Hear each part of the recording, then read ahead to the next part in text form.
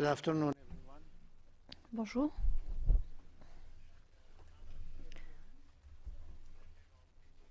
Nous avons une séance assez longue ce matin.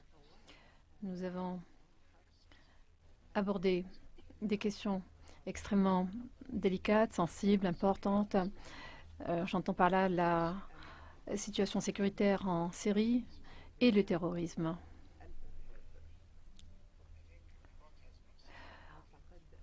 Donc, on a dit beaucoup.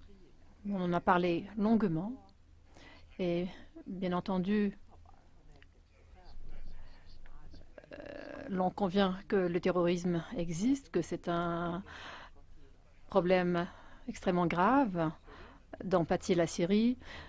L'on n'a pas pu encore aboutir à un accord quant aux voies et moyens de traiter le terrorisme. Et je pense qu'il est tout à fait évident pour tout un chacun que pour contrer les questions sécuritaires de façon tout à fait sérieuse, eh bien, il faut parvenir à une solution pour le rétablissement de la paix et de la sécurité en Syrie. Il y a eu des moments assez tendus. Il y a eu également des moments assez prometteurs. Je suis sûre que quelqu'un vous a dit que l'opposition a proposé donc de tenir une minute de silence en souvenir de tous les Syriens, toutes les victimes, abstraction faite de leur appartenance. Et la délégation gouvernementale a accepté et c'est ce qui s'est fait.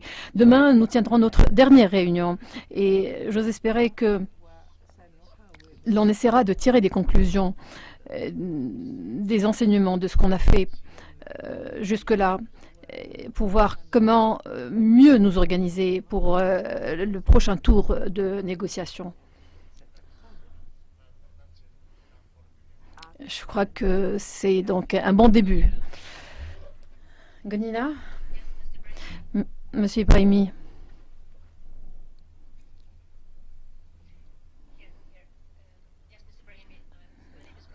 Gunilla von Hallam, journaliste suédoise. Qu'en est-il de Homs, Monsieur Brahimi? Hier, vous avez dit que les négociations se poursuivent entre l'ONU et les autorités syriennes. Quel est le problème?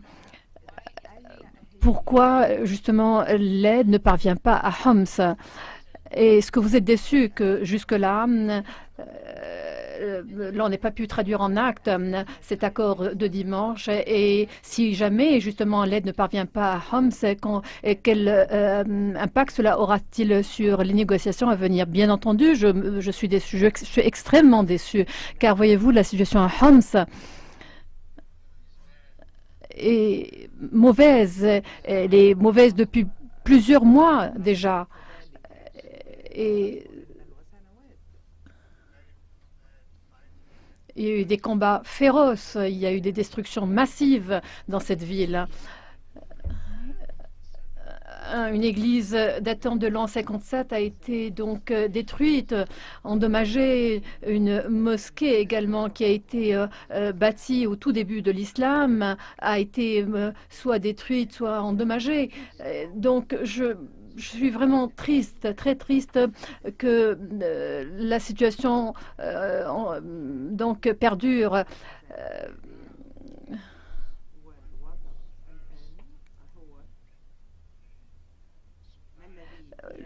L'important, c'est de faire parvenir l'aide. Est-ce que il faut donner la priorité à cela, donc faire parvenir l'aide, ou d'abord faire évacuer les gens, leur permettre de sortir de la ville? C'est ça la question. C'est une guerre civile. C'est regrettable, mais donc on est face à une situation qui rappelle une guerre civile. Et même dans les camps de réfugiés à Damas, à Yarmouk, donc il y a eu des négociations pendant plusieurs jours.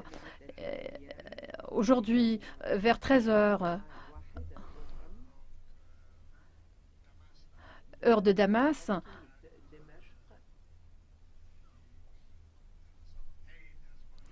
Donc, une partie de l'aide a pu donc être acheminée. Près de 600 paniers alimentaires. 600, disais-je. Donc, il s'agit donc de paniers alimentaires ou de colis et qui devraient suffire à sustenter une famille de 5 pendant plusieurs semaines. Donc, c'est une solution partielle à Yarmouk, mais pas de solution encore à Homs.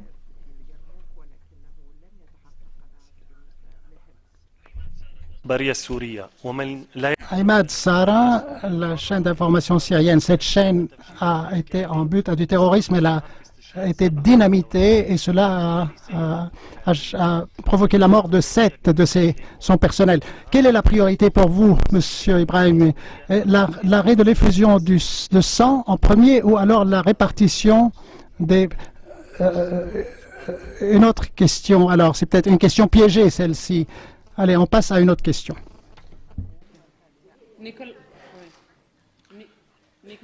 Monsieur Brahimi, Nicolas Vultier de la radio-télévision suisse. On a entendu via de la presse arabe dire que des négociations parallèles auraient eu lieu, avaient lieu, des discussions entre Iraniens, Américains, Russes et toutes les factions syriennes hier, avant-hier à Berne. Est-ce que vous êtes tenu au courant de telles négociations? Est-ce que vous savez des choses? Vous savez, ce serait magnifique. Comme ça, je peux rentrer chez moi. Mais je crois que je peux vous dire que malheureusement, il n'y a pas de... Ça n'a aucun fondement. I have Adel from Jazeera. Adel Sharkawi de Al Jazeera. Monsieur Ibrahimi, les États-Unis ainsi que la Russie hier ont confirmé qu'ils voulaient exercer davantage de pression sur les deux parties pour des concessions. Est-ce que vous avez ressenti un certain assouplissement des uns et des autres? D'autre part, est-ce que vous envisagez d'inviter des autres partis d'opposition pour se joindre aux négociations? Nous n'avons pas ressenti de grandes modifications dans les positions de l'une et de l'autre partie. Quant à inviter d'autres partis, les Nations Unies n'invitent pas. Dès le début, les partis d'opposition devaient se réunir pour former une délégation convaincante, comme on l'a appelé. Donc les nuances, les mouvances d'opposition étaient invitées donc à se concerter et à intégrer. Donc c'est à eux de se concerter et nous on accepte volontiers cela. Claudia, ARD.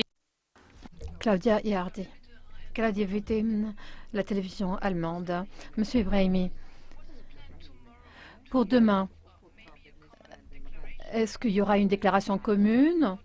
Ou est-ce que vous allez soumettre un rapport ou est-ce qu'on va vous retrouver de nouveau? Écoutez, si vous le souhaitez, oui, je reviendrai. Mais non, si vous ne le souhaitez pas, non, je ne reviendrai pas.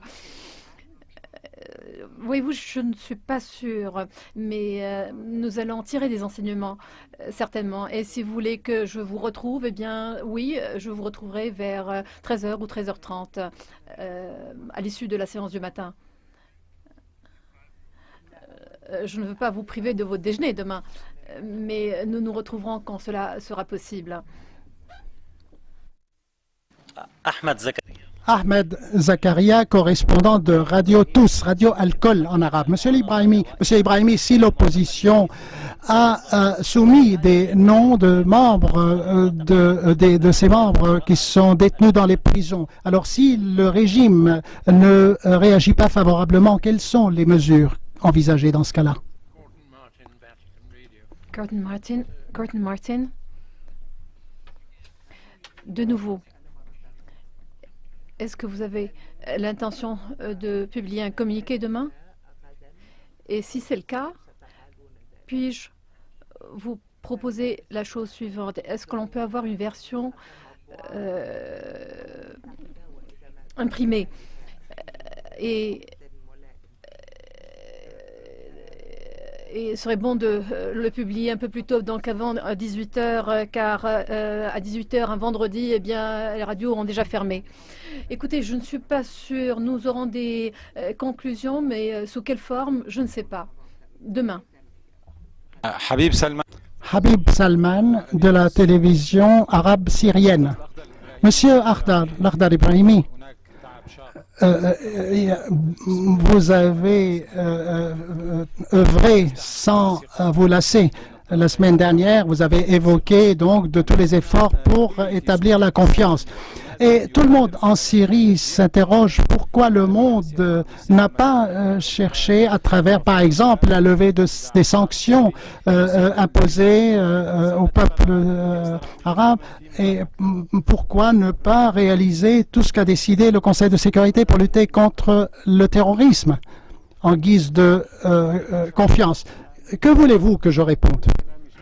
Tout ce que je dis est transparent. Que voulez-vous que je vous réponde? Jusqu'à maintenant, même tes propos sont transparents eux-mêmes. Et j'ai demandé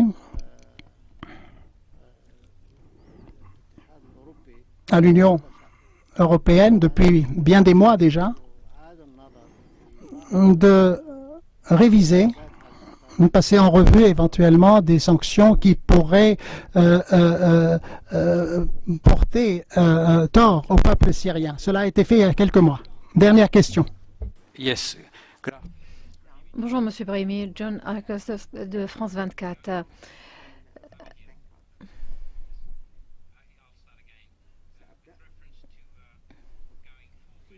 Pour aller de l'avant, eh bien, les deux parties se sont adressées à la presse. Les deux parties ont parlé de fossé, comment combler ce fossé. S'agissant du communiqué de Genève, si on n'arrive pas à combler ce fossé, eh bien, est-ce que vous allez à un moment ou à un autre imposer votre propre donc marche à suivre?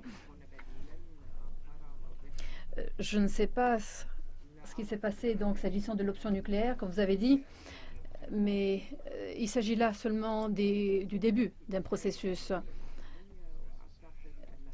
Je pense c'est qu'il était indispensable, du moins c'est ce que je pensais, laisser les deux parties s'exprimer, parfois donc de façon assez ferme, s'agissant donc de leurs inquiétudes, préoccupations, craintes.